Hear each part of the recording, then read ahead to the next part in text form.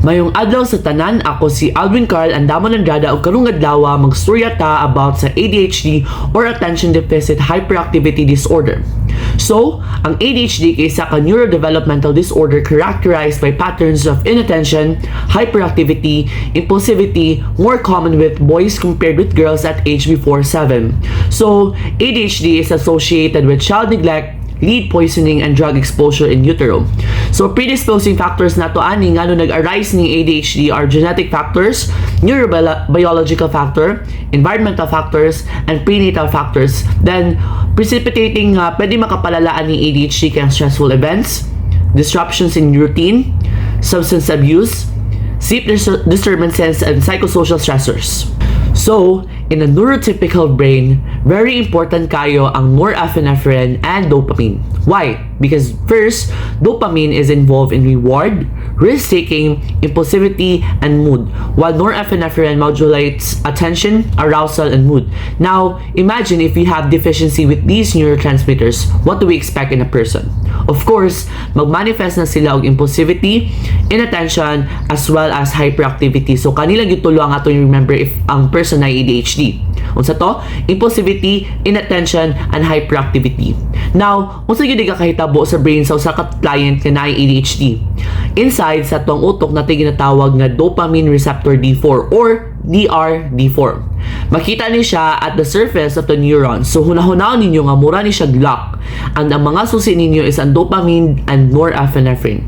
Once nga mo fit ang norepinephrine and dopamine, which is atwang susi dito sa atwang lock nga DRD4, ma-activate dayon ang cellular process and mo nang mag-modulate or mag-manifest dayon normal nga attention as well as normal response sa atong environment. Now, in ADHD, naay defect ani, meaning katong mga susi nato which is ang norepinephrine and dopamine, dili sila mopasok sa lock. So meaning, dili normal ang attention ug actions i-manifest sa patient. Now, another problem aside with the defect in DDR4 is ang DAT1. In neurotypical brain, kading DAT1 or dopamine transporter protein serve as a traffic enforcers. Kani mga dopamine and norepinephrine gikan ni siya sa presynaptic neuron padulong sa postsynaptic nga neuron. Galing lang ang magpuno ni sila diri sa synaptic cleft.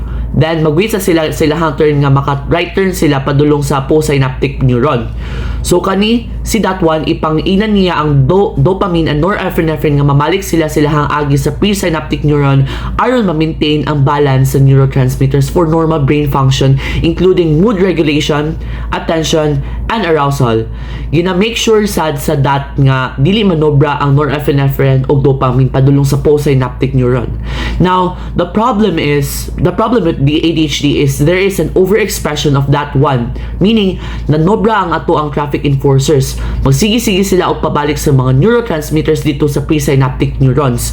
Karon, wala na stimulation nga kahitabo since ang nagkulang og neurotransmitter, norepinephrine and dopamine sa postsynaptic neuron.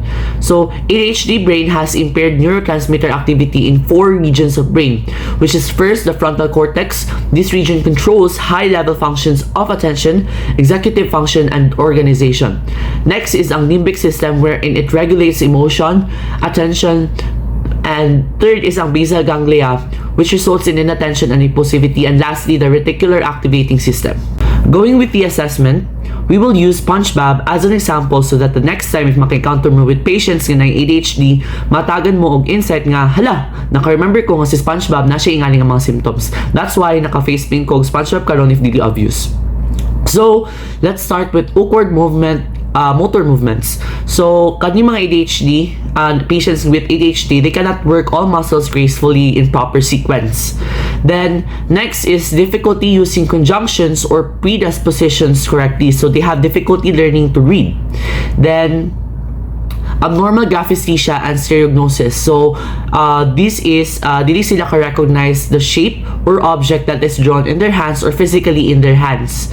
Then, next manifestation is they have soft neurological signs such as inability to use pencil or scissors well. Then, next is we have mirroring. So, ang buhaton ani is, ug unsay gibuhat sa first nga kamot, mao i-imitate sa second nga hand. So, mo ni ilahang i-manifest. The next is we have cerebellar difficulty, in which makita sa mga bata nga dili kayo sila ka-perform og tandem walk og heel to shin test. Next is grabe ka hyperactive. Dili ni sila kapuyo, mao sige gyud og luhag. Then another symptom is variability. Naay days nga peak ilahang performance ug naapoy days nga less than optimum pud ilahang performance. Then another manifestations of your ADHD is strabismus. Ang uban naay misalignment sa mata, either mo deviate inwards or towards ang mata. And sunod is if ipatindog nato sila with arms outstretched, magmanifest sila og aimless movements and makita pod ang mga nagaraise ang mga fingers nila. Then next manifestation is grabe ka impulsive.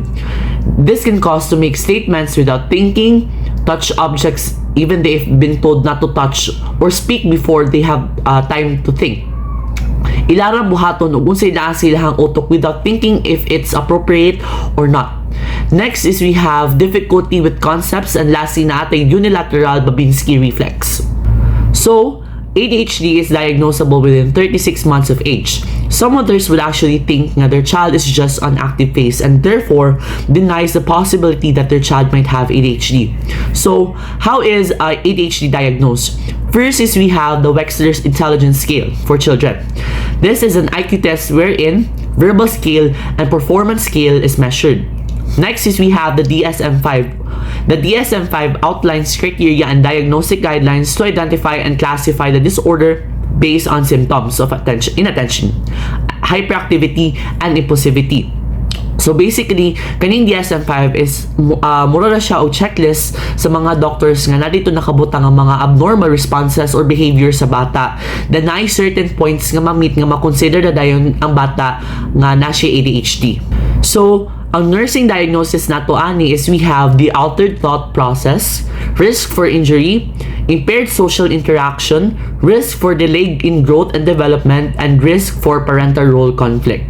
Since we don't have any surgical procedures to correct ADHD, I have included in the PowerPoint the medical management, such as mga therapies. So first is we have behavioral psychotherapy.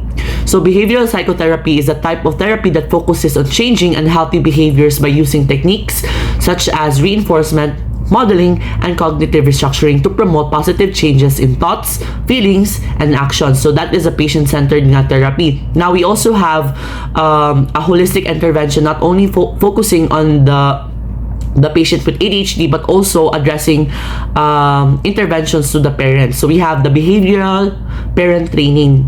So this is a structured approach aimed at teaching parents specific techniques and strategies to effectively manage their child's behavior.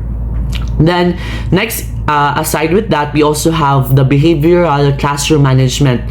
So this implements strategies and techniques to promote positive behavior and reducing disruptive behavior in a classroom setting. This approach typically includes setting clear expectations, providing positive reinforcement for desired behaviors, using consistent consequences for inappropriate behaviors, and teaching students self-regulation skills. Then next we have cognitive therapy. Focuses on identifying and changing negative thought patterns and beliefs that contribute to emotional distress and behavioral problems. So, for our therapeutic management, we had to make sure that the environment is stable learning.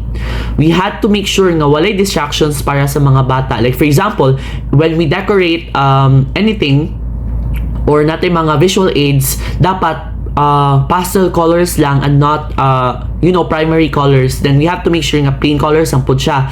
And then we have to consider also the noise sa environment. Kay kani sila, these are all stimulus na pwede makapadistract sa bata with ADHD.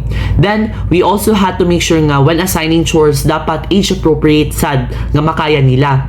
And during bonding time, usually children nga mag-story sila, maglisto na sila og structure sa ilahang mga sentence. So, by asking why, where, or who, we allow them to reach the point of the story. So, going with the pharmacologic therapy, most common na tambal is ang CNS stimulant nato nga methylphenidate hydrochloride, which stimulates the dopamine receptors to calm rather than stimulate activity.